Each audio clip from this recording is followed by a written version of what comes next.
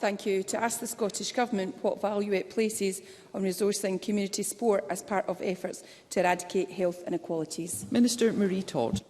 Physical inactivity is identified by the World Health Organization as one of the 4 main modifiable behaviours which increase the risk of non-communicable disease, which is why our aim is that Scotland meets the WHO global target of a 15% relative reduction in physical inactivity amongst adults by 2030.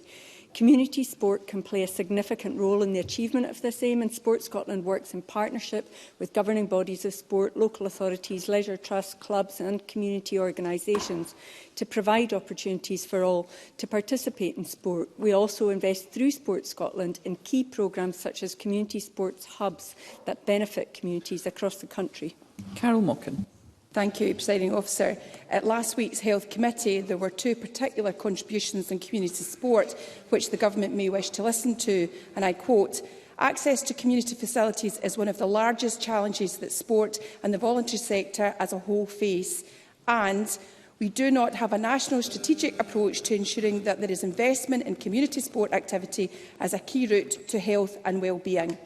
Does she agree with me, and is it not the case that this Government's incessant cuts to our local councils and therefore cuts to our communities show tackling health inequality has never actually been a priority to this Government? Minister. Whilst I agree with Carol Mochan that tackling health inequality is absolutely one of the most important things that this Government and this Parliament can do, I completely and profoundly dispute her narrative around this Government's role. I'm sure she'll welcome yesterday record investment for Scottish sport in 23-24 from Sport Scotland, with up to £36.7 million for Scottish governing bodies of sport, local authorities and wider national partners. That's an 8.6% uplift on the previous year. And in terms of the funding for our local authority partners, over the last decade, this Government has suffered a decade of it. Well, since 2010, we've suffered since. One moment, please. Since 2010, this Government and this country has suffered a period of austerity.